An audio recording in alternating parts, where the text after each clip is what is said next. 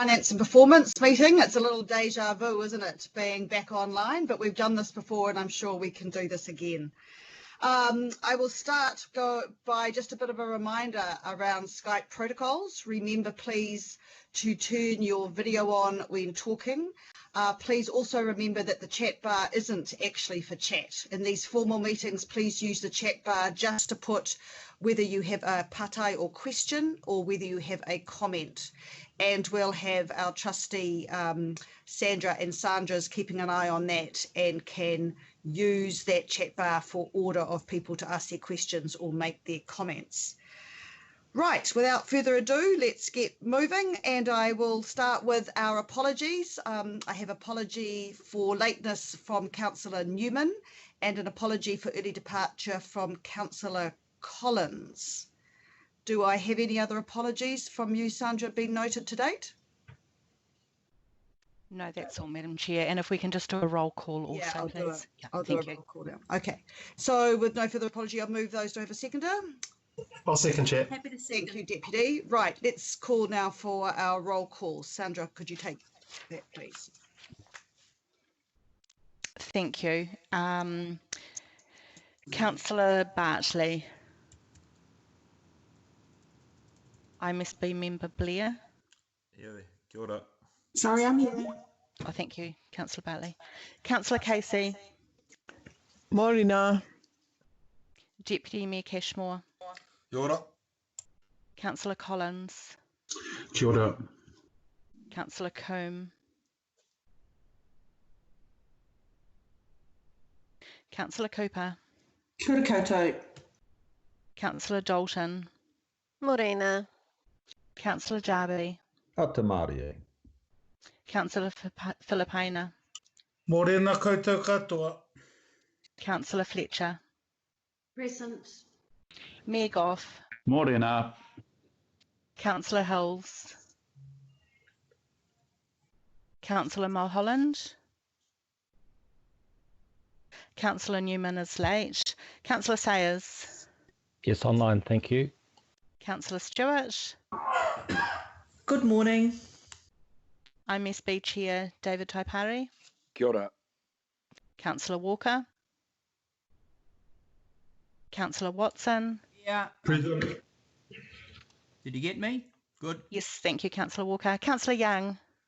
Kia ora, 大家早. Thank you. Back to you, Chair. Thank you, Sandra. We'll now move to second item, declarations of interest. I have received none. Are there any from the floor? Right, thank you. And Councillor Collins will note about your non-early departure now. Obviously, your event has been cancelled with lockdown. We move on now to confirmation of the minutes, and we have 2 minutes to confirm today. First, the 17th of June, which is both open and confidential, and the second, the 29th of July, both open and confidential. I'd like to move those. Do I have a seconder, Deputy Chair? Sure do, Chair. Thank you. All those in favour say aye. Aye. Aye. Against? Carried. Carried on voices. There are no petitions and there is no public input. Local board input we may have, no local board input at this stage for the open meeting. Extraordinary items, I have received no notification of none. So we will move now to item 8, which is the long-term lease of Bledisloe House, Te Whaurau o Hauratu. And I welcome to present this item Ross Churnside, and I know that we've also got Rod Aitken, Head of Corporate Property, if needed. So Ross, are you there? Yes, I am, Chair. Thank you. Over to you, please. Yeah. Kia ora, councillors, IMSB members. The purpose of this report is to implement decisions that were made as part of the 10-year budget. In the recovery budget, we consulted on a long-term lease for Bledisloe House, which is now surplus to Council's requirements. In December last year, the Finance and Performance Committee made the decision to consult. In making that decision, options were considered as to the future use of Bledisloe building, with the preferred option, which was consulted on, was to enter into a long-term lease with the same developer as who's developing over the Aotea station. MRCB has now been confirmed as that party for the overstation development. So following the consultation and consideration of feedback, the 10-year budget provides for this long-term lease. And today we're just seeking approval to actually then implement that. And by implementing that, I mean is to enter into exclusive negotiations with MRCB to create an integrated development which aligns with the EATIA quarter framework.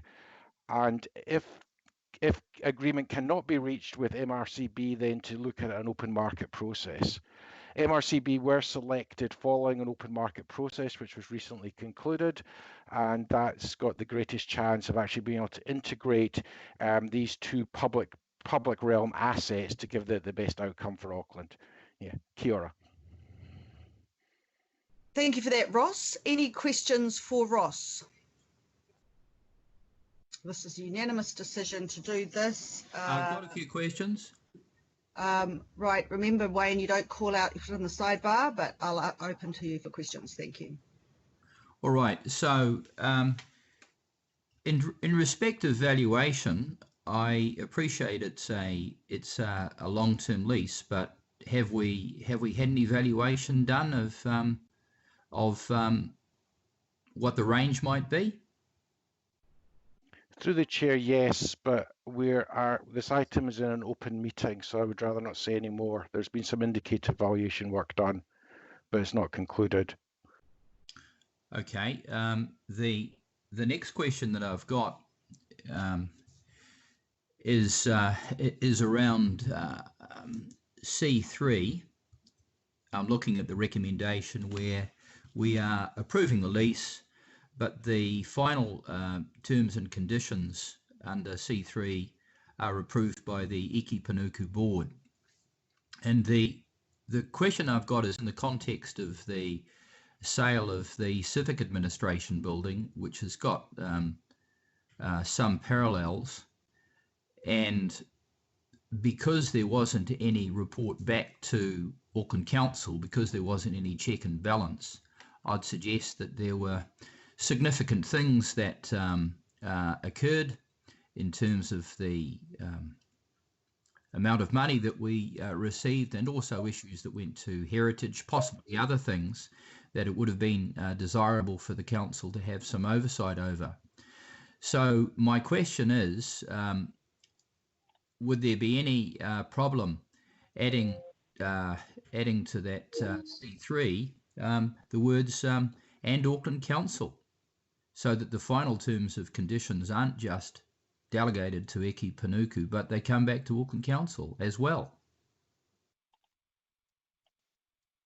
So through the chair, council has determined to have a CCO, which is an expert in these matters, in Iki Panuku. They have successfully concluded the recent negotiations with MRCB, and we believe they're the best placed party to be able to conclude those negotiations successfully on behalf of council. One of the things is as we take commercial opportunities to the marketplace, is to be able to give the market confidence that council is committed to actually implementing a sale, or in this case a long-term lease. So actually being very clear that political approval is in place before that starts is very important, other than getting to the end where actually people have invested a lot of money in the opportunity and we turn around and say, actually no, we've decided not to do this. That can still happen at the board, because the board's going to be happy with the commercial terms, but yeah, it just removes a risk for us, the way we've proposed to conduct the transaction, which is consistent with many other transactions. Thank you. Okay, I understand where you're coming from. Having said that, there are probably instances where it would have been quite desirable for council to be a check and balance, given a transaction of this magnitude, with possibilities of of issues. Is there any way that there can be some form of check and balance on the part of council? I mean, as it stands now, we may not even see those final terms and conditions. Wayne, we did. Oh, sorry. So Ross? my question is, are we even going to see the final terms and conditions before there's a sale? Ross, are you going to answer that? I was going to say, you know, the answer to Councillor Walker's question depends on the resolution that any resolution the committee passes. In terms of the recommendation, you know, the staff recommendation in front of you, the answer to that question is no. If the committee were to change that, then the answer could be different from that. But based on the recommendation in front of you, the answer is no. Eke Panuku board would sign off the final terms and conditions. So I have a further question then, and that is there some merit in the council viewing the final terms and conditions? I don't need an answer to that question right now, but it would be useful to have it a little later. Okay. The other question I've got is that we've had the debacle over the modification of the civic building in terms of its heritage values after the sale. Is this wording, and I'm referring to the wording under C1, adequate to protect the Bledisloe building? And the context of that is that the wording that we had around the civic building was obviously inadequate to protect the heritage values. So I've got a question around C1, and that is a question that might be answered by someone in heritage. So through the chair, I mean, the heritage team are involved in this piece of work with the corporate property team and Eke Panuku. I can't comment on what may or may not have happened before, but I can advise the committee that there has been a conservation statement developed for the Bledisloe building. It's identified what aspects could and should be retained, noting, you know, changing to building standards. The largest thing that should be retained is the exterior appearance of the building. Noting that, you know, things like double glazing will have to replace the windows, you know, so the appearance of the external building is the key heritage item here. And I say the Auckland Council Heritage team are involved in this piece of work. Councillor, I'd also alert you to point 7 in the report. Maintaining the heritage characteristics of Bledisloe will be achieved via the council's role as the regulator during the consenting process. And the involvement of council's heritage team in the development agreement process. So it's covered in the report. We're very conscious of prior decisions, and as a regulator, I think Auckland Council holds the cards there.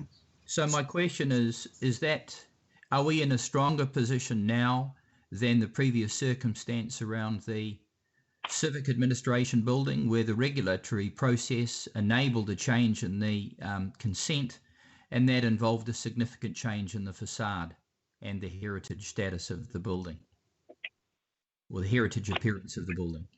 So is this stronger than previously with the civic administration building? Through the chair, I can't comment on what was or was not said in the previous report. Staff believe that we've got the protection, the control mechanism in place to protect that heritage status for Bledisloe. So through the chair, it's Rod Aitken, head of corporate property. Perhaps I can just add a further statement there. Is that appropriate? Sure. Yes, Rod. Yeah, so just through the chair, that statement in 7 is obviously a summary, and it's a summary of lessons learned through that previous process. And the key point there to note, which could reflect in the recommendation, but I can give you assurance that will happen, is that the heritage team will ride alongside us and Panuku in the development agreement process. and that's designed to provide extra confidence that the development agreement with, whether that's with the current overstation developer or other, will include aspects of heritage protection that the heritage team are comfortable with in the development agreement.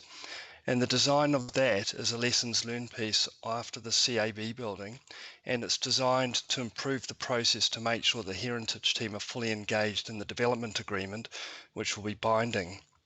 Does that sort of answer the question and provide additional confidence? That's great, Rod. Thank you. Okay, and the last question I've got is around the location of civil defence in the building and the suggested cost of around $10 million for relocating civil defence. Given that civil defence is not something to play with lightly, it needs to have and should have permanence. Has there been consideration to keeping civil defence in the Bledisloe building? I have raised this issue before, and the context around that is we've already shifted civil defence from the Civic Administration building some years ago at significant expense to Bledisloe. I don't know where it's going to go to from Bledisloe. That's not covered off in this item. We shouldn't have the civil defence facility bouncing around like a rubber ball over time at significant cost when this particular location strategically may actually be an excellent location for civil defence. So my question is around, have we considered retaining civil defence in the basement of this building? Look, So through the chair, can I, I'll get Rod to provide the detail on this item, but yes, I mean, the council's objectives is to provide, a very important part of, our role civil defence with the appropriate space to operate out of, and to have continuity spaces so we're not relying on one location. But work that has been done has identified actually, there is greater effectiveness can be deemed from more appropriate location. But Rod will give a wee bit more colour to that answer if you can, please. Yeah, so Rod here through the chair. Look, 100% all aspects that relate to Auckland Emergency Management as requirements, if you like, a user-centred approach has been taken around this. And so what we're doing is taking a best practice first, principles approach around what are their requirements, building that up, and making sure that those requirements drive their future outcome.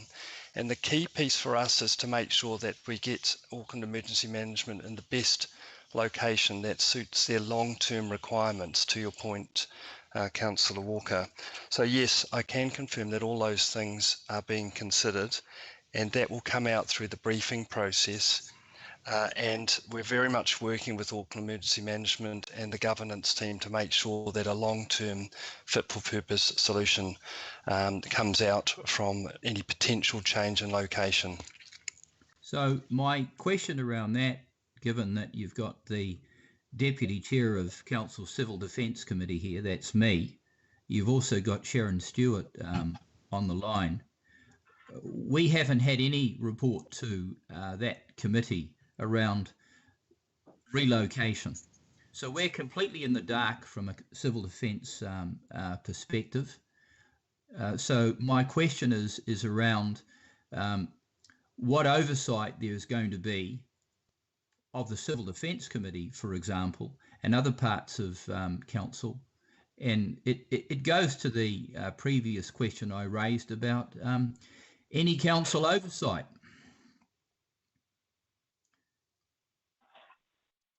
Rod?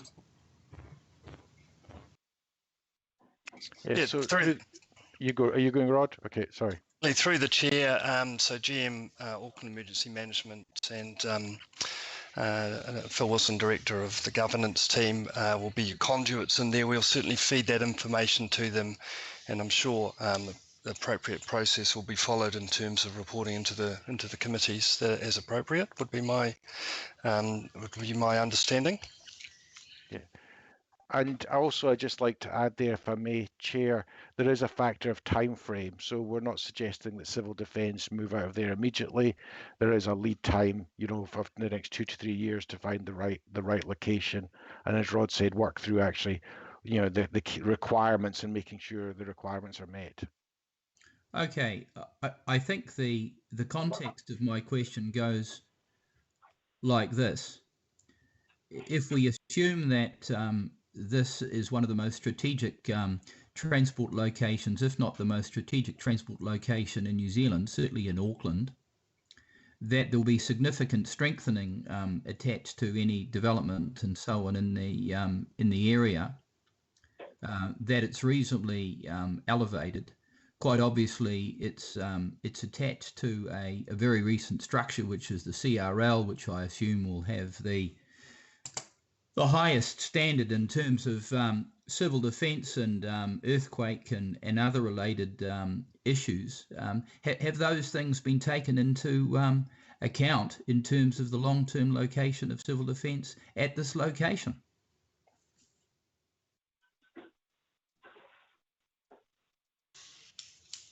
Yes, through the chair, we're developing a detailed brief around user requirements and building requirements as it relates to Auckland emergency management. So, for example, earthquake strengthening requirements, floodplain requirements, transport access, which relates more to vehicle access in terms of the requirements rather than train transport, vehicle access to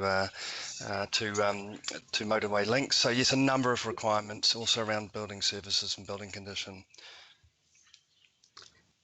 So Wayne, can I just hold you there? You've had quite a number of questions and I've got a long list. Can I maybe come back to you if you have anything? Sure, that's fine. That's fine. If other people are interested in these questions, that's fine. But that's enough for me for now. Thank you. Thank you, Councillor. Councillor Darby. Thank you, Chair. Thanks, Ross and Rod. I might speak briefly to this later on when we go to the debate, Chair. Just a succinct question to you, either Ross or Rod. A 125-year lease has been previously signed off from the governing body.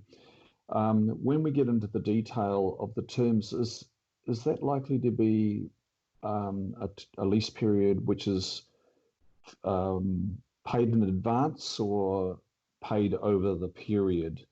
Are we leaving that to Eke Panuku, or is that something that the Auckland Council finance team would be very much abreast of? Yes, I hope that makes sense. Yes, it does. So thank you. So through the chair, the first thing is in the proposed approach with MRCB is to align the lease that's been put in place for over the ATA station. So we have, you know, the objective is to get aligned lease terms. The lease term for the over ATA station is about prepayment, payment up front for the 125 years, and that would be the suggested approach here. And the cash proceeds as received would then contribute to the budgets that we've put in for, you know, cash received from asset recycling. Yeah, so hopefully that answers your question. Okay, that's clear. Thank you, Chair. Thank you, Councillor. Councillor Watson. Okay, am I coming through okay? Yes, you are, John, no problem. Yeah, so a couple of questions on the financials here, if you don't mind. The first one is what's the registered, the public registered CV of the Bledisloe building as it stands? That's publicly available. What is that figure?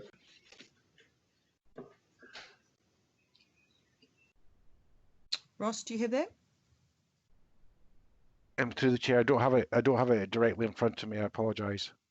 Okay, so Madam Chair, could someone obtain that figure, please? It's a little hard jumping around the computer, but that's publicly available.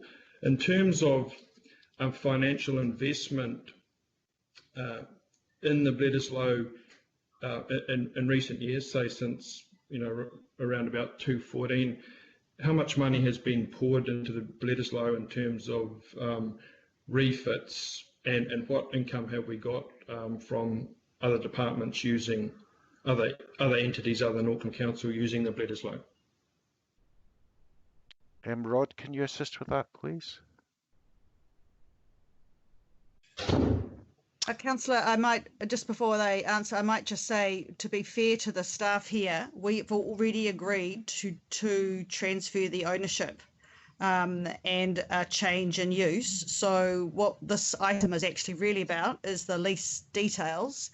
That information probably was available for when we made the decision last time.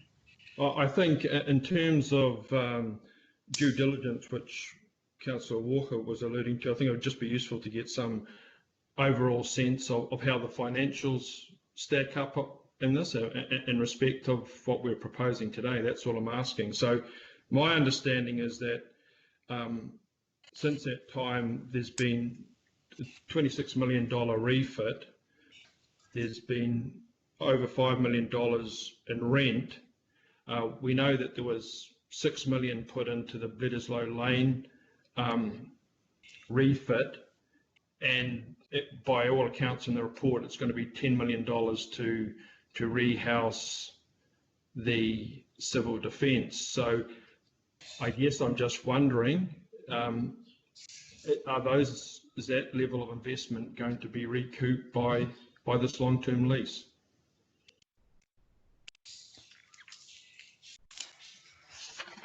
Rod? Yeah, through the chair. So look, our focus has been the renewals program, and the refit program has spent money on maintaining the building to a level of utilisation, and the focus that we've had is around the lack of a requirement from Auckland Council's purpose and the investment required to maintain, and the investment burden that it is for Auckland Council and ratepayers to maintain the building over the next 10 years. And I just concur with the Chair's statement that this has been discussed at length in our previous meetings around those aspects. So in relation to recouping costs, you never maintain a building to necessarily recoup costs. You maintain a building so it's fit for purpose, so you can get a reasonable sale price, which is what we've endeavoured to do. But the focus of the report, which I don't want to necessarily relitigate now, has been about the cost burden and the lack of required need for Auckland Council use, and also the fact that it doesn't serve Auckland emergency management purposes, if that makes sense. Okay, so in terms of that that sale price that was referred to then, and this is something that has changed a little bit since the last time we visited this matter, there is quite a surplus of property available in the central city at the moment. It's kind of well traversed territory in terms of the challenges for businesses. So my question to Rod is, do you think this is an optimum time for proceeding with this proposal as it appears before us today, in terms of the wider issues to do with property sales and utilisation in the CBD at the moment? Yeah, look, my advice to you is there's absolutely yes, on balance. It is an optimum time. We've got a good opportunity here to achieve integrated placemaking outcomes, to achieve good value in relation to the stage that the RTS station is, and the overstation development now away in a development agreement. So I think it's a great time to act on this, would be my advice on balance. Thank you, Councillor Watson. One final question that goes to the concerns raised about the housing of the civil defence. As I understand it, the Bledisloe has an IR4 rating. Could someone explain what that means in terms of, I guess, its appropriateness for housing civil defence? What does IR4 rating mean in terms of building strength? Yeah, look, it's through the chair, Councillor Watson. It's very technical. It's actually IL4, importance level 4, and your basic corporate building, I think, is IL2. And IL4 is a higher level. Now, I believe that Bledisloe House is not IL4, but is at over 100% of IL2. Now, IL4 as a requirement for Auckland Emergency Management is still a bit murky, and we're certainly digging into that. But the key kickers, if you like, for want of a better word, for Auckland Emergency requiring to move, it's not necessarily around its IL, its importance level rating. Yes, we will look in the market for that, but it's around things like the condition of the building services, access to and from the site during a long-term construction period, and also it's not a sprinklered building. So there's a number of factors that come into consideration for a new building, and very strongly Auckland Emergency Management do not consider it's fit for purpose. And the IL4 versus IL2 is a little bit of a red herring. But we need to dig into that into a little more, as we don't believe it's a firm requirement. And I believe that Bledisloe House is not at IL4 level as it currently stands, although I'd have to look into that further and get some more engineering support for that statement, if that's being clear and transparent for you, Councillor Watson. Yes, thank you, Rod, because that's quite contradictory to the information I was given in a tour of the Bledisloe building by Panuku personnel who said it was an LO4 building, which meant it can withstand a 500-year event, and amongst other things, which meant that civil defence, for instance, couldn't go to Albert Street because it doesn't have that rating. So I think definitely there needs to be actually confirmation of what is correct here, whether it's you or whether it's Panuku who's dealing with this transaction, and also the specifics of this rating that goes to the location of the civil defence, which in this instance we're told had to be an LO4 rating, which currently exists at Bledisloe. So some clarification of the right story there would be appreciated, I think. Yeah, there's two, through the chair, there's two separate items here. There's the status of the building and its reasons that it's not fit for purpose for Auckland Emergency Management, and there's council shaping up a future home for Auckland Emergency Management. That's got nothing to do with Panuku. Panuku will take the building to market. They're interested in the condition of the building for sure. Auckland Council is working alongside Panuku on the building and the proposed divestment. We are very much, Auckland Council own the relocation of Auckland Emergency Management. So in terms of its core requirements, we're working with Auckland Emergency Management, who will spell out very clearly what their requirements are, whether that is in fact IL4 or close to is good enough. So we're going to work on that as a requirement piece for Auckland Emergency Management, separate from the divestment of Bledisloe House, which is not fit for purpose for various reasons. Thank you. Thank you. And Councillor Walker, and Watson, I'm going to remind you to put your video on when you're speaking, please. So I reserve the right to speak to this, Madam Chair, at the appropriate time. Absolutely, no problem. A question now from Mayor Goff. Thank you, Madam Chair. Look, I appreciate this is an open session and we can't divulge commercially and shouldn't divulge commercially sensitive information. But I just want to first make the point that we've made this decision anyway, and we've had all the information. We did that back at the time we were doing the long-term plan.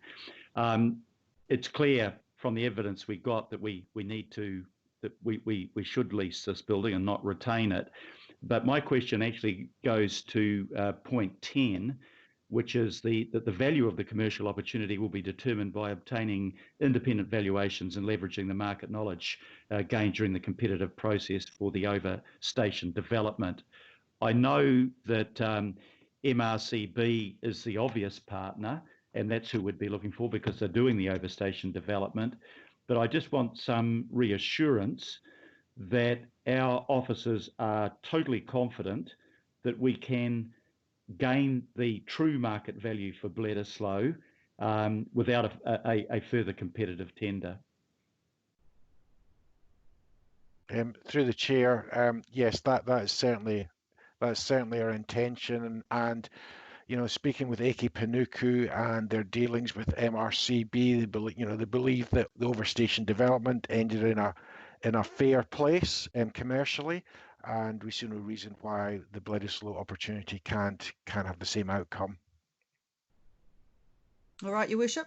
Yeah, and just to confirm that if we were to hold on to Bledisloe, which we've decided not to, we have significant costs in terms of required building renewal that we would have to invest in it. Can you confirm that, please? Yeah, through the chair, yeah. And in current day dollars, there's about $66 million of renewals required for the building, which, whereas in the presentation that Rod took you through in November last year, those costs have not been provided for in the long-term plan.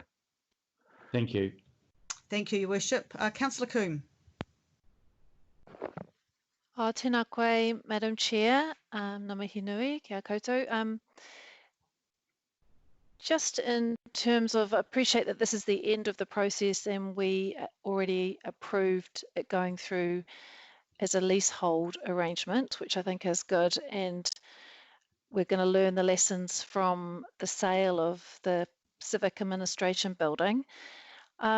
So just supportive of this, where we're landing. I think this is already been kind of covered a bit in the previous questions, but just wanted to clarify around moving civil defence in paragraph 35, where it talks to that states that up to 10 million will be needed for that relocation. Is that kind of considered to be the upper range? And I'd be hoping that we'd be realising a lot more from the lease payment that we're going to, the lease payment that will come from this arrangement. Can I just understand a bit more what we're sort of seeing as the costs for that relocation?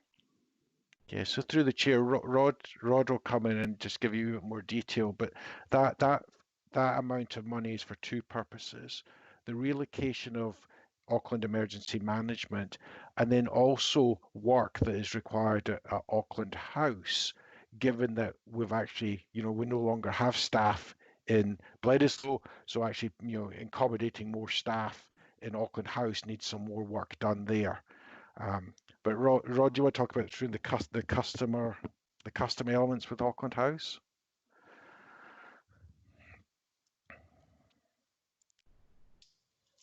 Yeah, through the chair, thanks, Ross. So yes, we believe this is the upper estimate. A little bit will be determined around the requirements for Auckland Emergency Management in terms of space and size of fit out.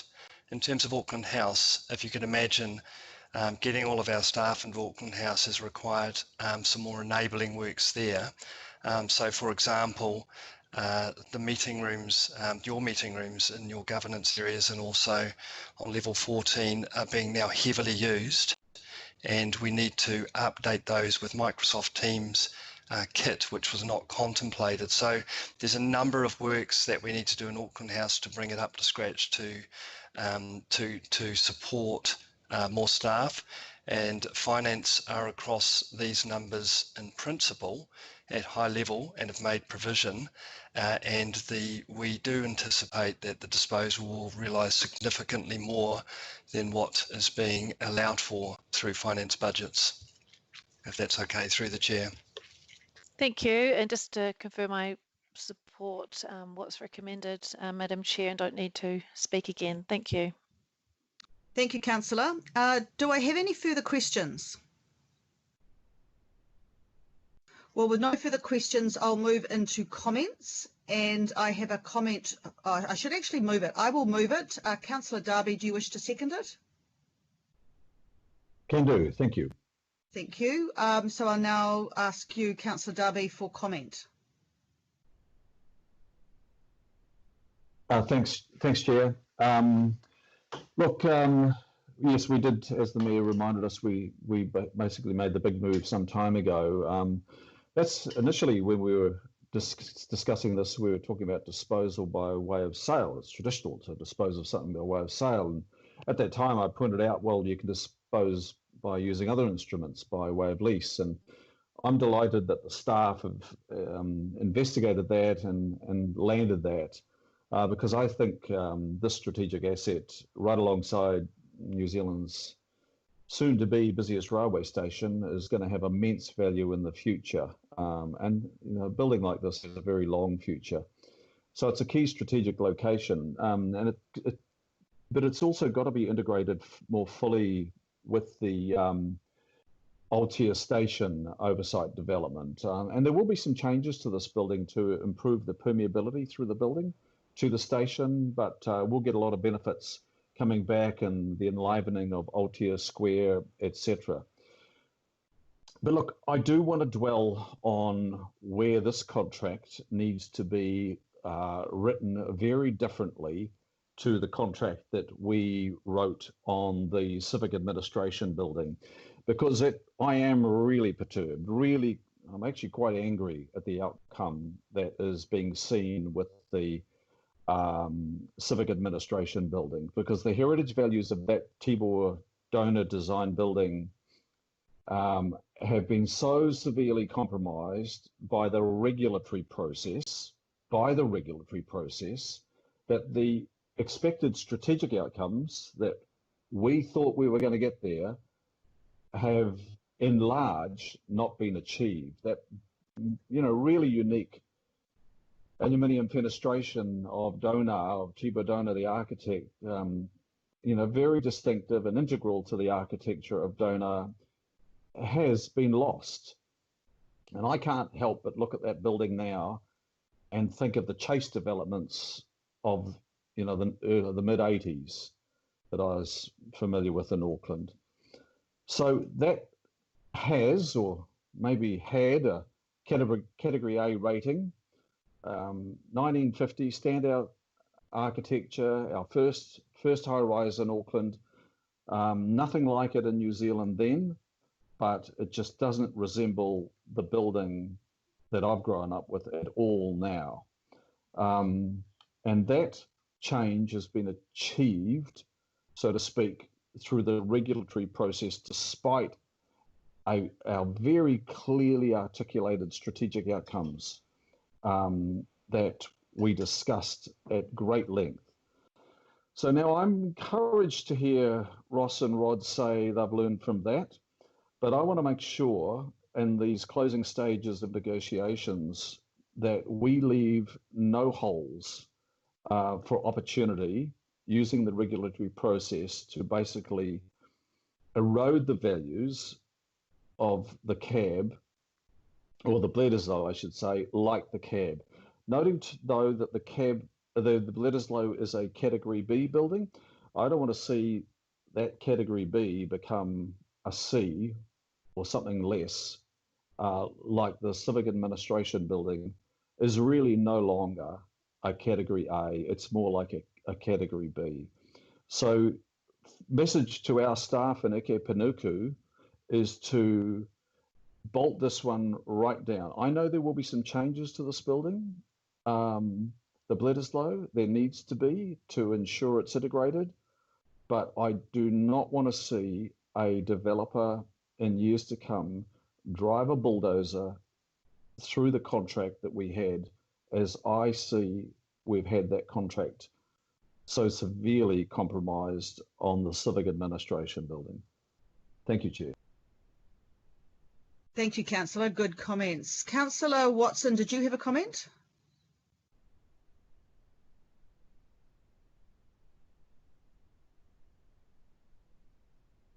Councillor, you noted in your questions that you wanted to comment. Through you, Madam Chair.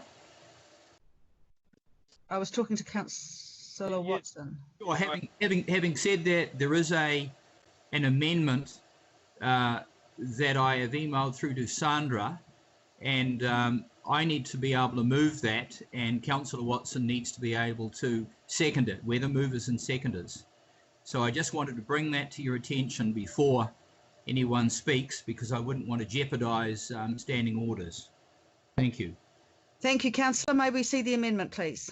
I've emailed it through, and you now have it. Yeah. I'm happy to speak to that amendment as and when you'd like me to. All right, we'll take the amendment now. Please speak to the amendment, which is that 4 Do you mean E4? No, C4. Yeah, C4. Right, Councillor? This is not a substitution. It is in addition to the existing process. So importantly, the approval of the final terms and conditions still rest with the Eki Panuku. I'll repeat that. They still rest with the Eki Panuku board. So I'm making the assumption that the concerns that Mr. Chirnside raised around commercial negotiations and confidence and so on and so forth are still met. What this means, though, is that the Auckland Council has the opportunity to see the terms and conditions prior to the conclusion of the sale. I would have thought that that was highly desirable. I would have thought that it would help to mitigate or prevent some of the issues that we've had in other property transactions, for example, the Civic Administration Building, where there was no such oversight, and also other transactions, for example, the proposed sale of waterfront land at West Park against the Empowering Act and the coastal policy statement that could well have occurred for very little value. So as much and all as there is a party here or a CCO in the form of Eki Panuku, there are previous transactions, of which there are a number, where I would suggest it's been very desirable for Auckland Council to have some oversight. And I think that Eki Panuku would be aware of that.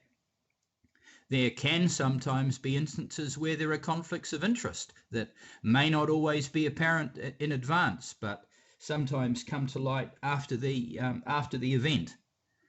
And I would suggest that this wording also reflects the intent of the CCO review, which certainly emphasised that Auckland Council needs to have oversight over the council-controlled organisations.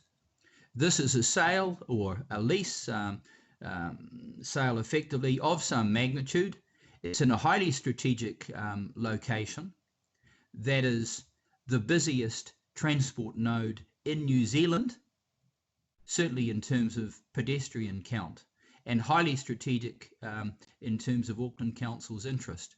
So I would have thought having a very modest amendment which says that request that terms and conditions be reported back to Auckland Council prior to the sale conclusion was entirely appropriate and highly desirable, and certainly from the perspective of public interest, desirable. Thank you, Madam Chair. Thank you, Councillor. We have questions on the amendment. Councillor Cooper. The question is the intent of the amendment. Does that mean then it would come back to us and then be poked around and changed and trying to then change the terms by committee? Because if it is, that's what I want to understand from the intention of that. Because that looks innocuous, but what is the intention? Through you, Madam Chair, would you like me to answer that? Question's been directed to me. It has. Thank you, Councillor. So, through you, Madam Chair, I can't second guess what the intention might be. Quite obviously, that will depend on council and what council is interested in having some oversight about. And I think, like most things, until you actually see it in the black and white, we're not going to know. It stands on its own. Request that terms and conditions be reported back to Auckland Council prior to the sale conclusion. That doesn't answer my question, but it certainly makes my mind up. Thank you. Thank you. Councillor Dalton, question on the amendment from you. Same question, I think, probably not answered. Is the councillor suggesting it comes back to Auckland Council operational staff, or that it comes back to the governing body or the committee? I'm sorry, my camera won't work either. That's the clarification. Does he want Auckland Council operational involved here, or is he asking for it to come back to committee? Councillor? With your grace, Madam Chair, Auckland Council is Auckland Council sitting as Auckland Council, which is what we're doing today. So that's my... So your definition of Auckland Council is elected members in this case, is that correct?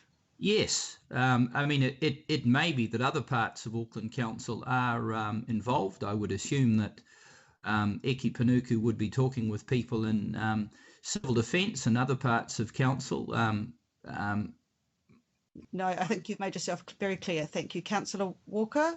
Right, now I have another question on your amendment from Councillor Darby. Thank you, Chair.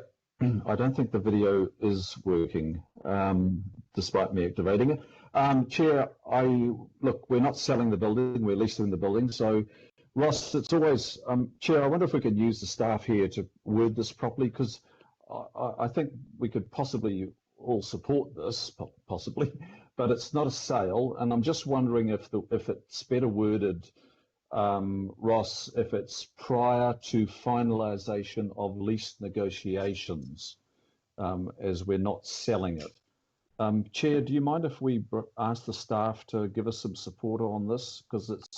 I'm happy to ask the staff if they think the amendment would, what their thoughts are on the amendment. I'm just suggesting prior to finalisation of lease negotiations, or something similar, Ross.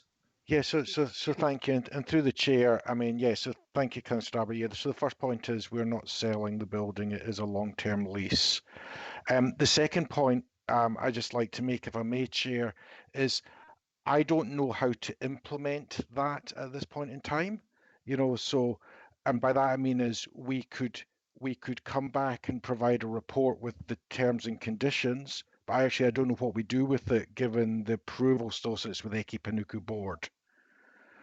So yeah, it's a wee bit confusing to me at the moment. I did answer earlier why we thought or why we believe that the resolutions as set out are the most appropriate ones. Thank you, Ross. That's very clear. Are you okay with that, Councillor Darby? Yes, I am. I'm in two minds on this. So thank you, Chair. I'll leave it there. Right. Thank you, Councillor Henderson. Question on the amendment. Yeah, thanks, Chair. I guess it's further to the line of inquiry from Councillor Cooper and Councillor Dalton. I'm just wondering if there's anything by way of guidance. If we're considering this again, then presumably there's something that we're concerned about. So would there be an example of the sort of things we would want to look for in terms of revising the terms and conditions to be reported back? Just sort of driving at the purpose of the amendment. Is that a question directed to me, Madam Chair? Yeah, sorry, yes, if I can.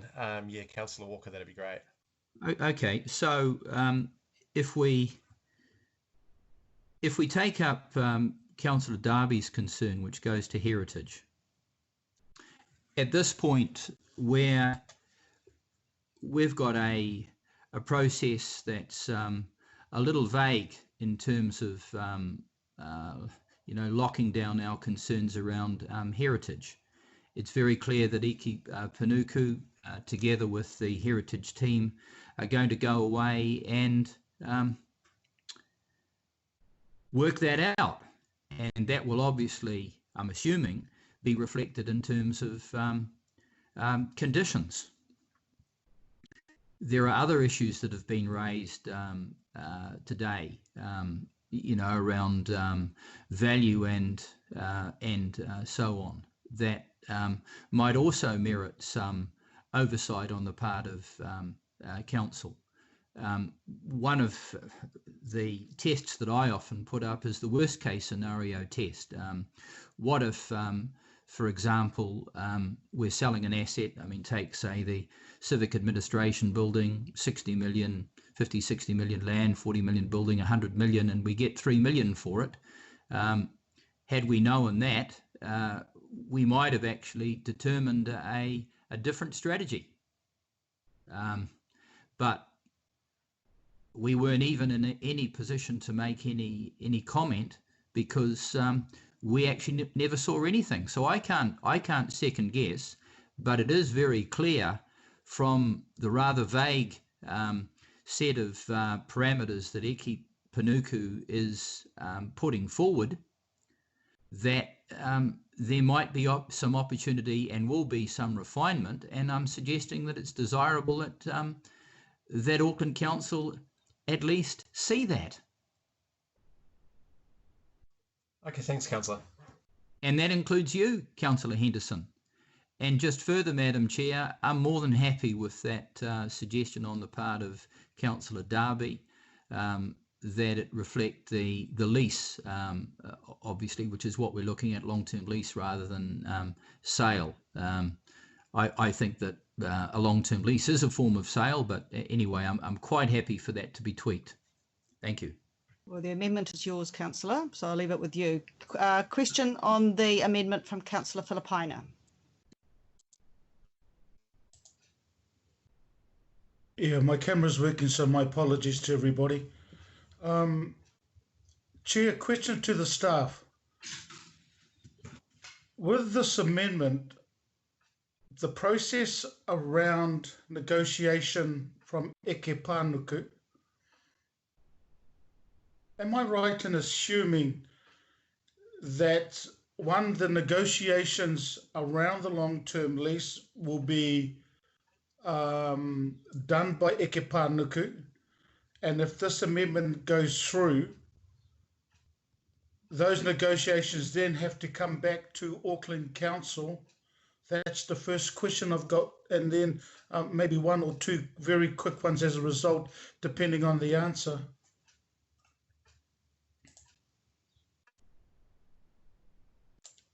Who wants to take that? Ross, do you? Yeah. I mean, so yeah, thank you for the questions. So through the chair, I think that is the intent of the amendment, but how we actually operationalize that, and at the same time, how do we make sure that any decision making aligns to actually what you've already provided for in the long-term plan? Thank you, Ross. And just one more final question now, based on your answer. Can I confirm that Eke Panuku, and around the original discussion with the substantive or the officer's recommendations, is that all the issues that have been raised now around the heritage, around the lease, that is going to be part of the negotiation with any organisation around the long-term lease? Through the chair, Councillor, that is correct. I mean, in bringing this item, to you in November last year for inclusion into the plan, and then bringing this item again today with this decision making, I have spoken across to various parties. I've seen the conservation statement that Plan Heritage have prepared for I'll say the council, because it's Eke Panuku Auckland Council Heritage Team, and so the heritage, retaining the heritage is very much at the forefront. Rod answered earlier, just to talk about how there were some lessons being learned from previous processes, and how he believes that actually the current approach will protect those heritage values. Kapai, thank you, Chair. Right, thank you. I think the next question is Mayor Goff. Oh, no, sorry, Councillor Bartley, then Mayor Goff. Oh, God. I'm trying to get my video to work. There we go. My question, I don't know who's going to answer it, but thank you, Chair. My question is, would this amendment actually take us into operational, which is not our role? Thank you, Councillor. Ross? Through the chair, thank you for the question. I don't think as a staff member I can tell you what your role is or is not. So I just want to say that first. I mean, the recommendations that we put there was actually how do staff implement the decision that you made to provide for a long-term lease in the long-term plan? And we do see this as implementing a decision that you have made, and today was to outline the approach to implementing that decision. And as I mentioned earlier, council previously have established a CCO with particular expertise in this area, so with a board and management to give, to put expertise into this area. And again, that's who we're asking to implement this decision on your behalf. Hopefully that helps, Councillor.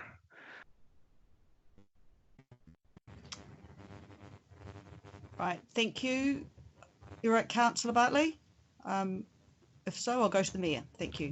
Thanks, Madam Chair. Look, my question is very similar to Councillor Bartley's, and I'll put it this way.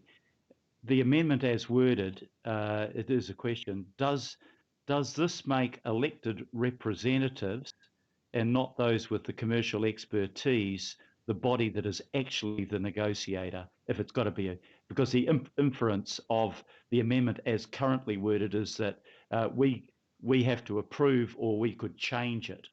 That would make us the negotiator, wouldn't it, in a matter that would normally be delegated to those with the commercial expertise to do so? Through the chair, yes. In a short answer, yes. I did mention earlier around actually just not quite sure as how we would deal with that and how we would practically be able to implement that. But if you take your worship, your perspective, yes. I mean, we are bringing a negotiation back midway for some form of decision making, which could be contrary to the other resolution if you pass, giving Eke Panuku that final sign off. It just seems a bit messy, if I'm honest. Can I just add just briefly through the chair, it's Rod Aitken here, is that, look, the terms and conditions of the development agreement will be extremely detailed and many pages in detail. I'm just not sure how that then works, and I expect impacts negotiations. So it does raise a few concerns. I'm not Panuku, obviously, and Panuku are the experts here, but any development agreement that would be negotiated will be extremely detailed and at length. Thank you. My second question, Madam Chair, I'm not sure whether it is to Ross or to Rod, but generally this really goes to the heart of what our relationship is with our CCOs. Normally what we do is we provide the governance role, we set the direction and the principles and the things that we expect the CCO to do, and then they have responsibility for the operational decisions. It seems to me that the wording of Councillor Walker's amendment, as opposed to Councillor Darby's amendment, which I could support, would take us from a governance role directly into an operational role. Yep. And I'm not sure we can do that without fundamentally changing our relationship with our CCOs. Really, it's probably our governance officials that would need to be able to answer that question. Yes, and I don't know that they're here. So in the absence of that, and I suspect it does take us from governance to into the operational details, the answer to that, I think, would be if Councillor Walker was prepared to accept Councillor Darby's wording, which says that we be notified of it, but doesn't create the impression that we are there to approve or not to approve it, which would make us the negotiators. I could support the amendment, but otherwise, in the current wording, we become the negotiators, and I don't think that's the intention of the way our council is set up or its constitution. So, Your Worship, Councillor Walker has accepted. Have I read you correctly, Councillor Walker? You have accepted the slight change as per Councillor Darby. That is correct. Okay, well then that's. Well, can you just hold the line, everybody, and we'll just. Yeah, that clarifies my concern. I can support the change in the wording that we're notified of it, rather than the implication that we approve or not approve it. Right, so if I'm not mistaken, the amendment on the screen now is the amended amendment. Request that terms and conditions be notified back to Auckland Council prior to the finalisation of lease negotiations. And that has been accepted. Councillor Walker, is that correct? Yes. Councillor Watson? Councillor Watson? Yeah. Right, thank you. We have another, I'm just losing my place now, another question from Councillor Fletcher, I think. I think Councillor Fletcher can go Thank first, you. but mine is not coming up, obviously. Thank you. Sorry. Madam Chair, would you have me ask my question to Councillor Walker now? Yes, please. I'm sorry about my dog in the background. I'm just trying to understand the purpose of this amendment, and I now appreciate that there is a willingness to accept the wording, and it's put on screen. But what I'm really trying to understand, Wayne, is this about accountability?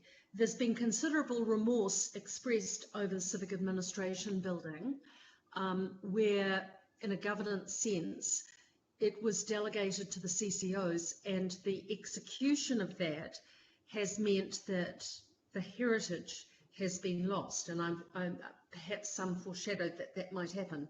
However, is it your intention with this amendment to bring that clarity around the accountability which we carry as elected members? Could you just speak to that briefly, please? Through you, Madam Chair. Councillor? I think at the very least, this amendment offers some minimal oversight over the council-controlled organisation. Without question, they're going to be involved in finalisation, but at least there is an opportunity for us to see what is being put up. I would hope that they do this in good time, that is, somewhat in advance of the lease negotiations being concluded. And I would have thought that any potential purchaser of the lease would have actually been even more comfortable if they knew that the final negotiation had actually had the purvey of Auckland Council. I would have thought that that would have given them even more satisfaction. But coming back to your question around accountability, yes, there is an element of accountability here. It's fairly minimal, but I think the principle is there, because if we look at that history of the Civic Administration building, I'm quite certain that we would have done that contract differently if we were doing it now, and there might have been quite a different outcome. That's too late, but I don't think we want to repeat that mistake again. Have I answered your question, Councillor Fletcher?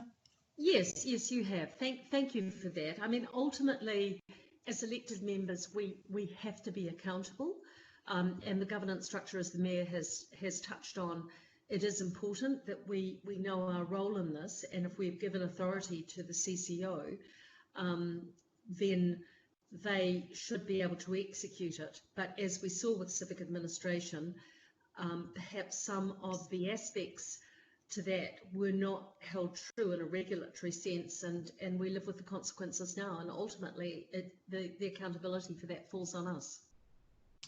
Thank you, Councillor. So I have three more questions on the amendment. Councillor Hills, Councillor Collins and Councillor Coombe. Councillor Hills, you first. Kia ora, Madam Chair. Thank you. I guess maybe a question for the staff, and then if I don't get the answer, then to Councillor Walker. But from the staff, considering we've unanimously supported this, the amendment seems even more messy, and I know staff are trying not to be political, but I just want to understand what they believe notifying us prior to negotiations, how that would be notified? How would staff notify us of this? And I'm assuming wanting no feedback or decision changed. I just want to know how this plays out and how staff would see that play out, because even now it's changed from a report to notified. I'm not sure what that. So how would staff still respond to this? Could I have an answer there, and then I might have to ask Councillor Walker the intent again. Yeah, so through the chair, so if Councillor Hills had asked me that question prior to Councillor Walker last speaking, I would have a different answer. But reading that to me, that resolution to me is that prior to conclusion, we would provide the elected members with a memorandum, a confidential memorandum setting out the key aspects of the long-term lease, and various other elements that have been worked through negotiation. In the last statement that Councillor Walker made, he did talk about it being something being provided within sufficient time. And started to go, well, actually, what will you then do with that if you've given the approval to Eki Panuku? There's a thing around inform, and then there's a thing around decision making.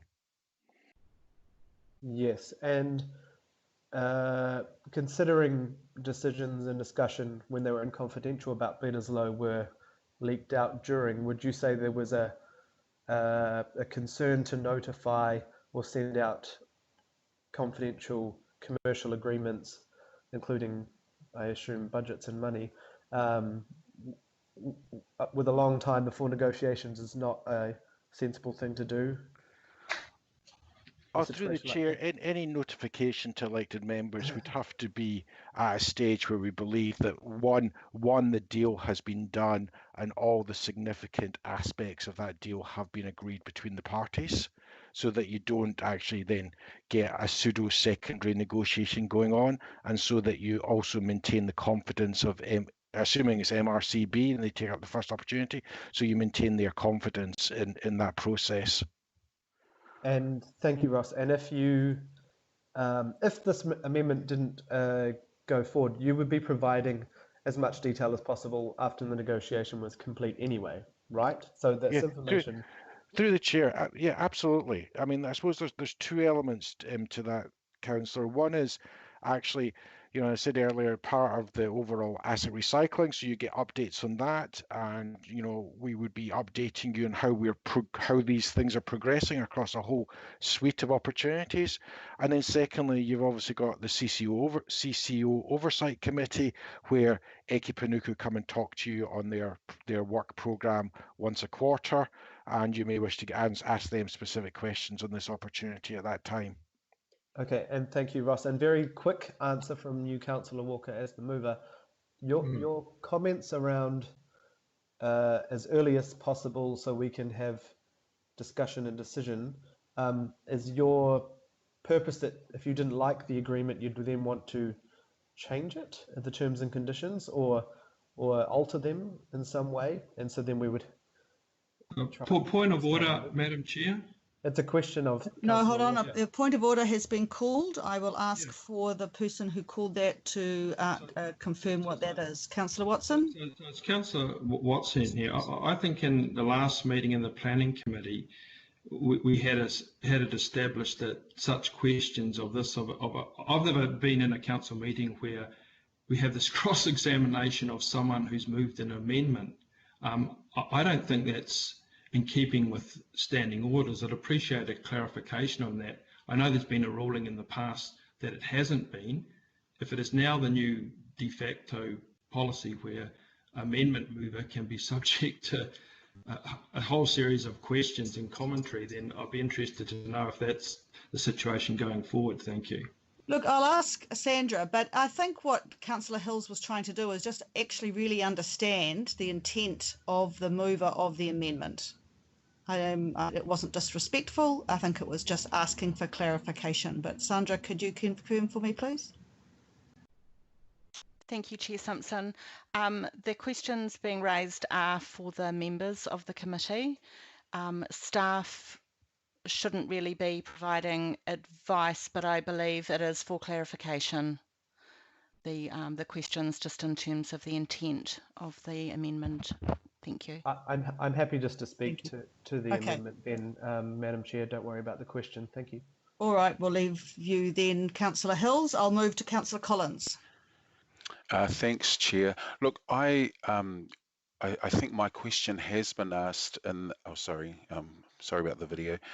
My question has been asked, and it was probably asked with the polite sentiment that was given through Councillor Fletcher's question, because that's something I wanted to understand. And I've noted already that I'm warm to the adjusted amendment that was initially put up by, that was seconded by Councillor Darby. So I'm cool at the moment. Thanks, Chair. Thank you, Councillor Collins. Councillor Coombe, last question, I think, from you on the amendment. Oh, thank you. And I'll try and frame this as a question because I'm just picking up on what Rod Aiken said around that a lease has got, many, many pages, the negotiation. So that amendment doesn't actually say that it would be just the key points. So my question really is if there's concerns about what we think, what the requirements are that we want to be met, I would thought that we add that, should be added to see if there's any other requirements that we want to make sure are met through those negotiations, because as drafted, the current amendment is really just saying we want to see a full lease agreement, all the terms, so that we can kind of then nitpick it and go through it. So yeah, I guess my question still is that it's not clear on the intent of it and why we would have this step added because it's out of sequence to, if there are issues that we want to ensure are met, then we should get those out clearly now under C. Having a 40-page lease agreement is not going to help us. Through you, Madam Chair, may I respond? You can. I would suggest that we're massively overthinking this. We've got a number of recommendations that are actually quite vague already. It follows, because of the way that the governing body generally conducts itself, that we don't generally get into the detail on almost anything. And I'm not suggesting that we are. Quite obviously, the officers are going to be reporting back to us. Quite clearly, there will be issues around confidentiality and the like that they will be concerned with, and we would be concerned with. So this very much leaves it to the officers to report back to us with some information that's relevant to Auckland Council. I really think that there's some merit in leaving the particular words here so that they're not dealing with the minutiae of the thing. That's not our role. Our role is to give a lead to the officers for them to carry something out. And frankly, all we're saying here is that we're interested in seeing something before it's finalised. And quite obviously, they're going to present to us the material that's going to be relevant to us. And yes, Councillor, I think we've got that. So I really appreciate what you've done. We would not be doing this with everything else. Right. Otherwise our meetings would go on for days. So again, I come back to my point. We're overthinking this. We're actually looking to pick holes when the intent, I think, is fairly clear. I think we've got that. Thank you, Councillor. So I will now move. If I've got so many comments, I'm just trying to keep up. Sandra, you're going to have to help me. I think we're going to into comments. Comments, and I have comments from Councillors Dalton, Cashmore, Bartley, Cooper, Watson. In that order, please. Councillor Bartley has removed herself from that list, Chair. Oh, thank you. All right, we'll start with Councillor Dalton. Thank you. Thank you, Chair. I'm just going to try and start my video again. It was working yesterday, but it's not going to. All right. I'm not supporting the amendment. There's just a couple of things. One isn't the reason, but the reference to Auckland Council, in my mind, is not defined enough, because the intention of this amendment by Councillors Walker, Watson and Darby is for the terms and conditions to come back to elected members, notified too. The Act does call us the governing body. I think we need to be really clear. I mean, I could interpret this particular amendment as it being notified back to Auckland Council. For me, that's notifying it back to Auckland Council. It should be specific around the governing body.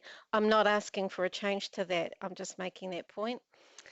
If the governing body lacks the confidence it needs to have in the Eke Panuku board to sign off on a lease agreement, then the governing body needs to sit down and have a discussion about its expectations of the Eke Panuku board. This conversation has been very long and it didn't actually need to happen, in my view. We need to get this governance right. And our issues are with the Eke Panuku board signing off on something that it looks like we want to go back and have another look at to make sure it's correct. I don't believe that's our role. Our role is to make sure that every CCO board that we have are really clear on our expectations, whether that's around heritage or whether that's around sales. So look, it just becomes clearer to me with just about every meeting we have, the challenge there is for some of us between the line of governance, regional governance, and operational matters. So I won't be supporting this amendment today. Thank you, Chair. Thank you, Councillor. Councillor Cashmore. Thank you, Madam Chair. Is my coming through all right, Hearing? Yes, you are, Councillor. Okay, I won't turn on my video if you don't mind, please. It's just sort of like the pigeons are tentative out here, and I imagine turn the video on, they'll start falling out of the sky and I'll lose connectivity. So my points are fairly simple. The key findings and the principal finding of the CCO review panel was that the CCOs was the correct model to deliver the high percentage of the things they deliver on our behalf to the people of Auckland. We appoint the board members, and our professional board members, with the chair of Paul Majuri. And we have a professional, and that board appoints the ELT and staff and CE of their organisation, being David Rankin. This sort of amendment is actually part of the reasons why we had these troubles in the first place. It is stating a lack of confidence, or intimating a bit of lack of confidence in the CCO pertaining to do this work. The CCOs report back quarterly to the Oversight Committee. That is the place for this work to be done. And my last point is to do with the partnering up with the potential developer being MRCB. If you're on their shoes and you thought this has to go through a second stage process back to politicians, that would smack of risk and doubt to that person, I imagine. And that would mean risk, and that would mean expense, and that would mean diminished returns to us. So I'm seeing what's intended here is absolutely just a meddle in the processes of management when we are in fact governors. Councillor Dalton is absolutely correct. There needs to be a stronger line of regional governance and not meddling in the processes which we have appointed people in the rightly proposed way to do so. Sorry I'm a bit strong in it, but this is just wrong. Thank you for that. Councillor Cooper.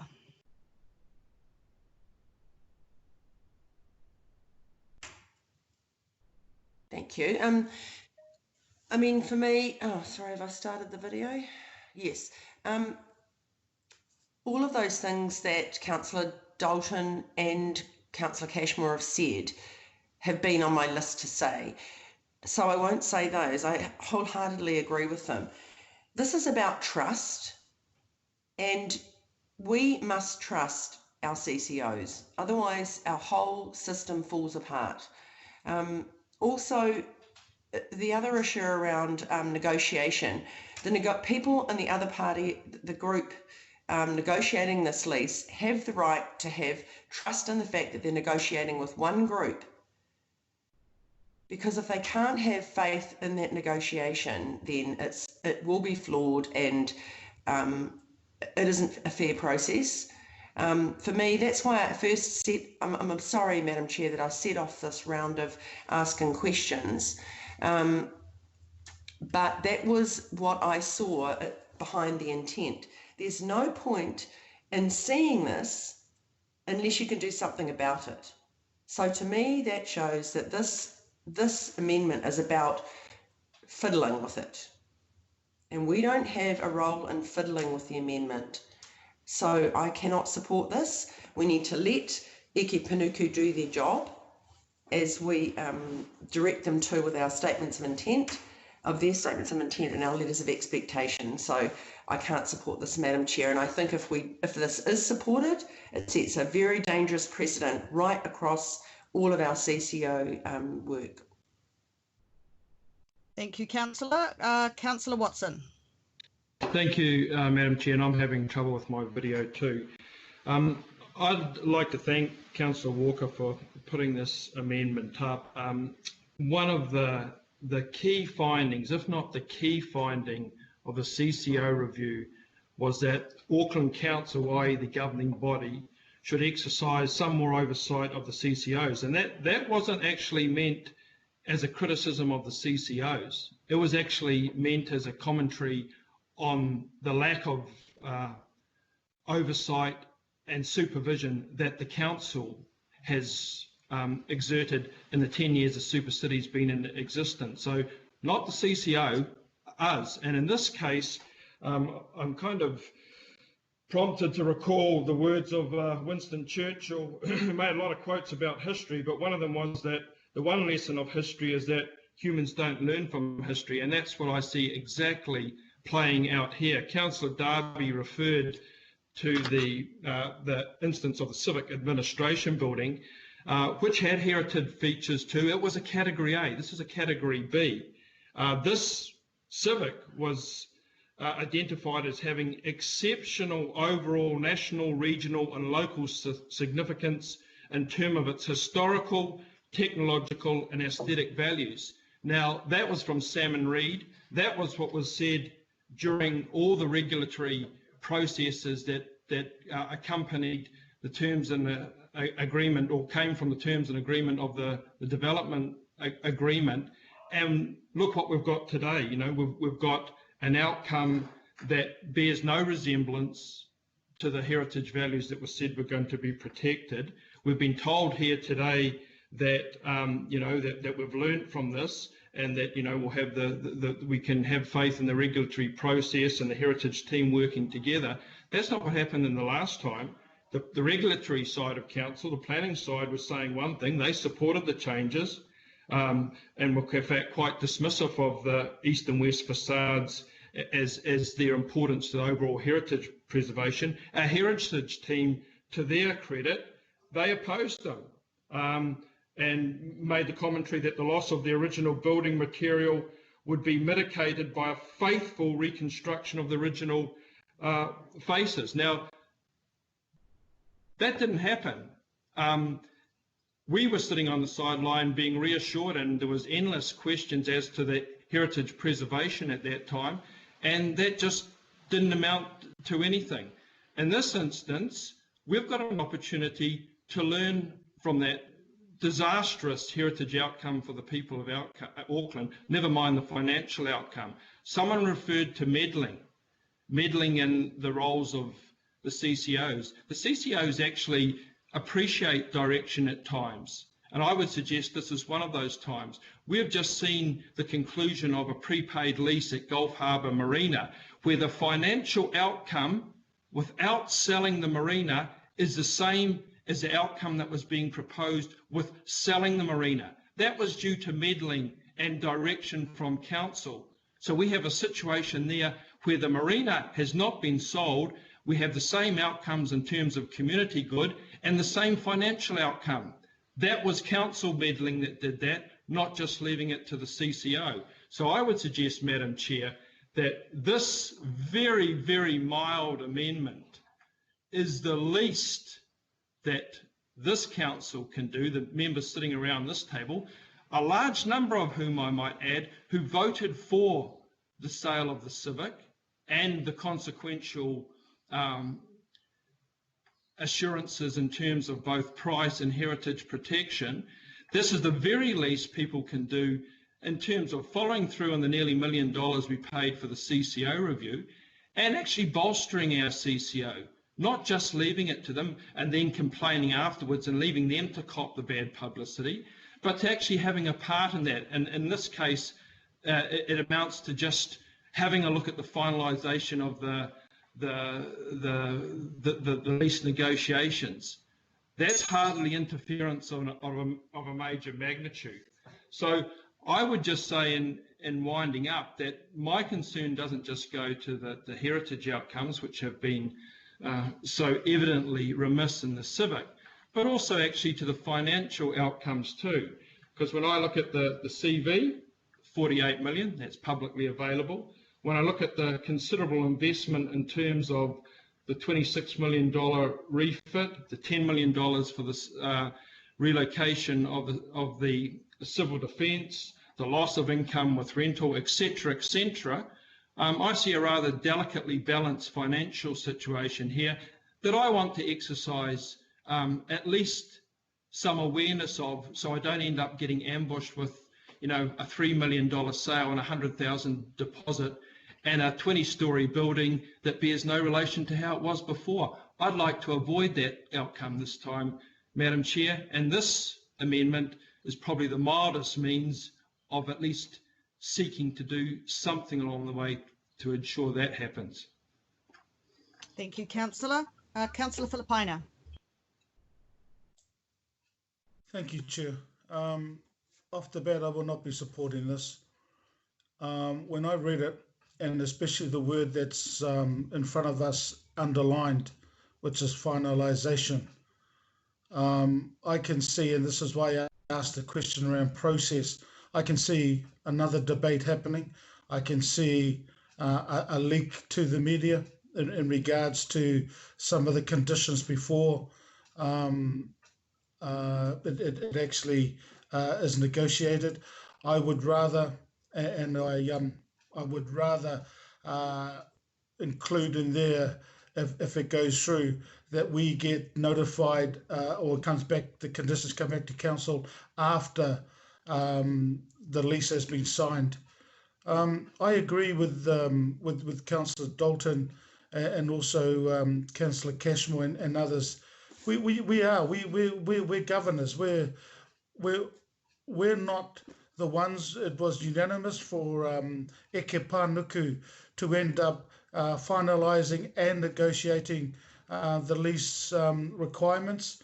So look, I'm going to leave it with them. I can't see us interfering, and it is interfering in regards to this coming back to finalisation or prior to finalisation. Chair, I just want to make sure that the people who are experts do the negotiation and then sign it off. And look, after that, as we've heard, and Councillor Hills ended up asking the questions around whether it's going to come back to us. Yes, it is going to come back to us, but I'd rather get it after the experts that we've got at Panuku, they end up finalising and signing off the negotiations. So I will not be supporting it. Thank you. Thank you, Councillor. Councillor Henderson. Kia ora. Thanks, Chair. Seeking your permission to avoid the camera. I just have a fairly unreliable internet connection sometimes. But yeah, look, just as Councillor Filipina and others have said, look, I won't be supporting this either. And the reason for that briefly is I don't know why we would ask for this unless it's for the purpose of actually changing anything in the terms and conditions of the lease. To me, this is a dangerous drift from Governance Street onto Operational Lane. Staff are here for their expertise and to handle these operational issues. Our role is to give direction. And if the issue we have is giving direction, then I think there are more appropriate ways of doing that. And so, yeah, to say, look, I back the staff that we hire to use their expertise, and therefore I won't be supporting the amendment. Thank you. I think, Mayor, you're next. Thank you very much. I'm just trying to get my camera to work. No, it's playing up on me. I'll try once again. How's that? Oh, don't Yep, worry, just yep, go. we're working. Okay, look, I was almost persuaded to support the amendment until Councillor Walker talked me out of it. You set up a team. Look, our role is as governors. So our role is right now, we set out the instructions to our CCO about what we want as a result of the deal that is to be negotiated. We want a commercial return, a market return from the leasehold. We want the heritage protected, and there may be other things that you make as part of that. That's where our role ends. If you actually get us then to say, well, just on the edge of concluding this, bring it back to us, and then we might change our mind and want you to do something different, that makes the role of the negotiators absolutely impossible. It's not our role to do that. If the focus is on heritage and it's on a market value for it, get the people who have expertise to have an input into the negotiation, but that's not the role for elected representatives. I think that, look, the CCO review did a lot of things. It never suggested that we then move from the role of governance into determining the details of a negotiating round or finalise what might be in that negotiation partway through. And I fear that if somebody was opposed to what the negotiating deal was, that they would feel very strongly tempted to go public on that, which would destroy the integrity of the negotiating process. So look, I have considered the amendment genuinely, but I think the downside of that amendment far outweighs any benefits we could have from it. I think Councillor Walker made it quite clear that it wasn't a case of being notified, that is, told what's in it, but rather having the chance to amend at the 11th hour what is in that agreed negotiation. And you cannot do that. It does not work. It undermines the integrity of the process, and it takes us from the role of being governors to running something like Panuku operationally. And if we can do that to Panuku, why not to Watercare or Auckland Transport? I think it crosses the line and we shouldn't do it. Thank you. Thank you, Your Worship. Councillor Collins. Thank you, Chair. Look, originally I said that I was very warm to supporting the amendment, and I've given this some thought.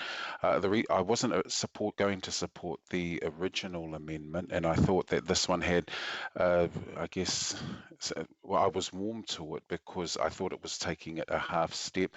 Having listened to what people have said this morning, especially the words of Councillor Dalton, who began the discussion, I'm very aware of my own role as the liaison councillor with Eke Panuku. And one of the things, the reason why I won't now be supporting this particular amendment is because I think there is a clear line that we've got to try and work towards between governance and operations. I want to acknowledge that people who have come to me before to ask questions of Panuku have been Councillor Walker and Councillor Watson. They've been very upfront, and I've been more than happy to have conversations with Eke Panuku about the concerns that councillors do hold, and I've welcomed that honesty and that upfrontness that they've shown.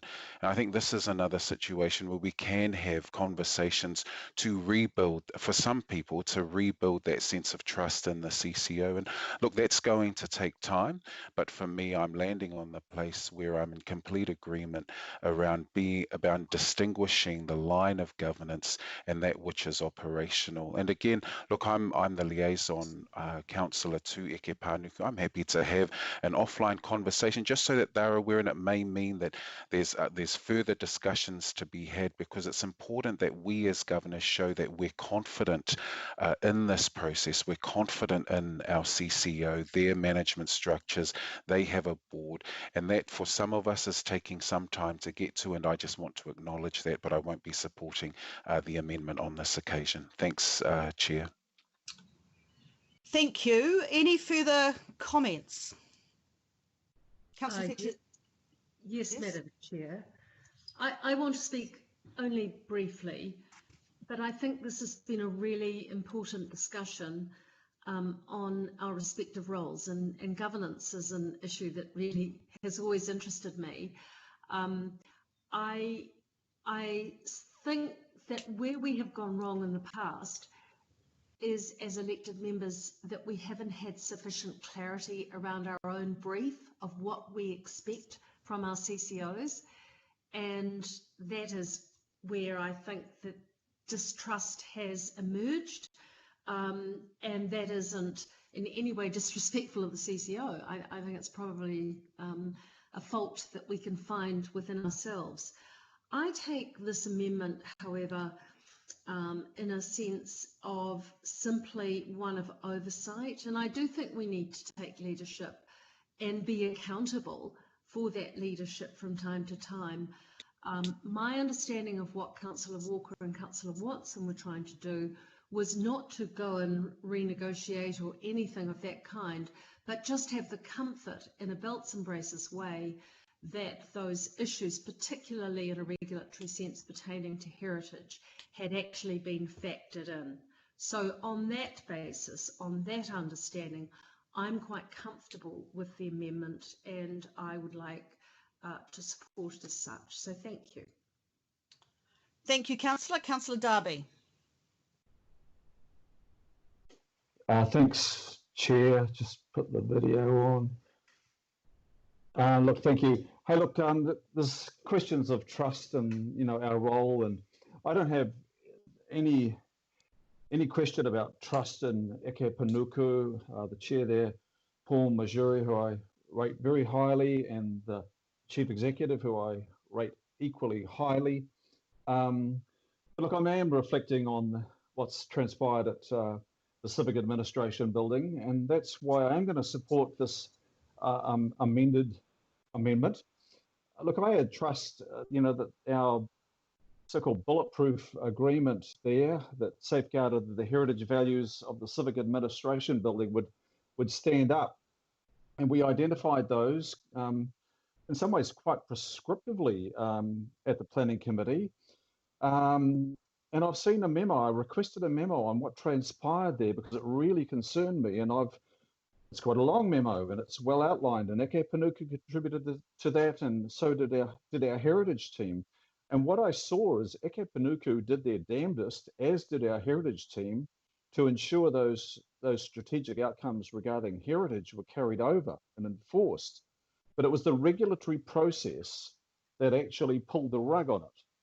And so I don't have any doubt of Eke Panuku or anybody else within council, but it is on my mind, and this building is not too far away from that. And I guess that proximity just prompts me to reflect on the unfoldings at the cab. But yeah, you could say this is greater governance oversight by us at the governing body. It's not about me or others stepping into operations. It's just about us stepping up in our governance, given recent history. Look, it's just that. I do not want to see another outcome like the Civic Administration building. On my watch, it was a miserable failure, and so that's top of mind, and that's why I'll be supporting this one. Thank you, Councillor. Are there any further comments? Councillor Bartley? Thank you, Madam Chair. Is my video working? I just wanted to comment that I think it's quite sad that in order for us to try and get some accountability, we're going to do it this way by moving these kind of amendments towards the end of a process. I think there are other ways to get that accountability, which we all know about. I think this does take us into, it's not emphasizing or oomping up our governance role, it's belittling our governance role into operational. That's what I see. And personally, if the terms and conditions do come back to us, what am I going to do with it? I'm not an expert in this field, so I'm quite happy to leave it to Eke Panuku, who we've tasked to do this as the CCO. So I will definitely not be supporting this amendment or any other amendment. Thank you. Thank you, Councillor. I think with no other comments, I'm going to comment myself. Look, I've gone from not wanting to support this to not wanting to support this to support this as the conversation has gone. I absolutely agree with the comments of Dalton, Cashmore, Cooper, Philippina, His Worship the Mayor, etc., around the fact that this is a governance direction for Eke Panuku. But I think the reason that I'm leaning towards supporting this is that there has been a mistake made in the past. And I suppose for me, it is a check. It is a check, not a change. I'm hoping to see that everything that we have requested by way of governance direction has actually been finalised in the next negotiation. It is not our place to change. The way I read this recommendation is that we can just give a tick in our own minds that the heritage and the market value, etc., those terms are okay. It's one step. I think also my other comment I would make is my comment would be to the Deputy Mayor and Councillor Dalton in the CCO Oversight Committee, that actually as a result of this very long discussion, that actually we do look at our relationship with Eke Panuku going forward and maybe tightening up some of those some of that understanding and clarity for us in their operational decision making. What lessons have they learned as a result of the CAB situation and bringing that forward to give us more confidence. But for me, I'm hoping this is a once only clause that we ever need to do, and I'm happy to have it as a check. Now, to that end, with no further comments, it has been there has been a division called by Member Taipui, so I will take that first and ask Sandra to do it, please. Thank you, Madam Chair. Members are voting on division on the amendment, which is on your screen. Mayor Goff. No. Deputy Mayor Cashmore. Against. Councillor Bartley. Against. IMSB Member Blair. Abstain. Councillor Casey. No. Councillor Collins. Against. Councillor Coombe. Against. Councillor Cooper. Against. Councillor Dalton. Against. Councillor Darby. For. Councillor Philippina. Against. Councillor Fletcher. Yes. Councillor Henderson. Against. Councillor Hills. No, sorry. Thank you. Councillor Mulholland, who's on the phone.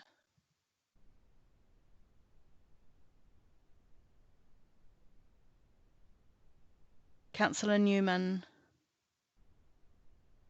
is not here yet. Councillor Sayers. For. Councillor Stewart. For.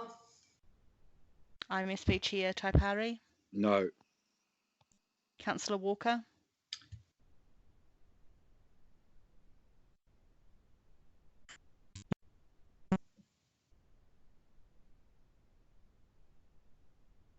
Sorry, I couldn't hear you, Councillor Walker. Yes. Thank you. Councillor Watson. For. Councillor Young. Uh-oh, full. Chair Simpson. For.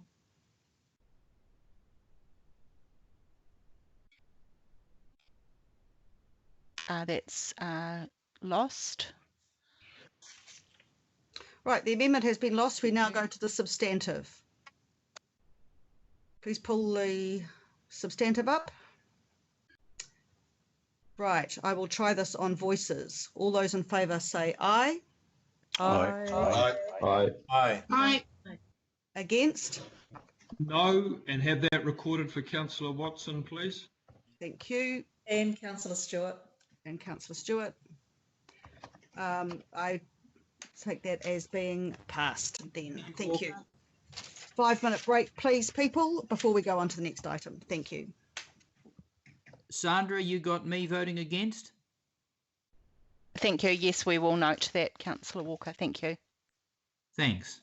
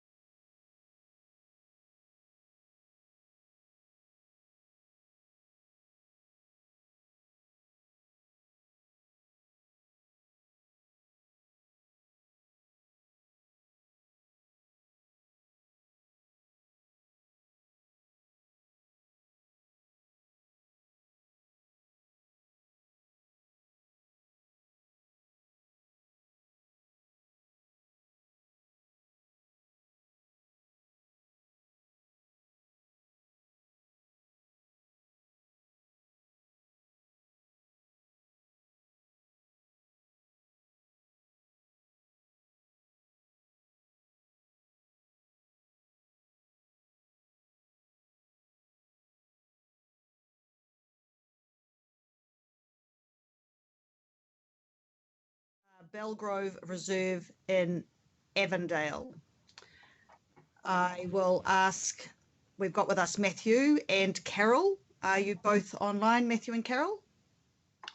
Hi, Councillor. You have McLean and Carol. All right. Sorry, sorry about that. I've got the wrong names. Good. Nice to see you, McLean. I'm happy to move as a starter for 10. Councillor Filipina, are you happy to second? Can I get Councillor Mulholland I've spoken to move this particular one, if it's okay with you, Sure. Chair? I just didn't know whether she was with us. Are you with us, Councillor Mulholland? Are you with us? I know she's been listening. She's been texting me around the previous vote and her comment, but she is definitely listening in, Chair. Councillor Mulholland, I'll need you to say you'll move, please. In light of not hearing... Here she is. Here she is. Someone else muted me. I've been trying to talk. But anyway, thank you. Yes, happy to move or second as or, and thanks both Councillor Filipina and Chair. Thank you.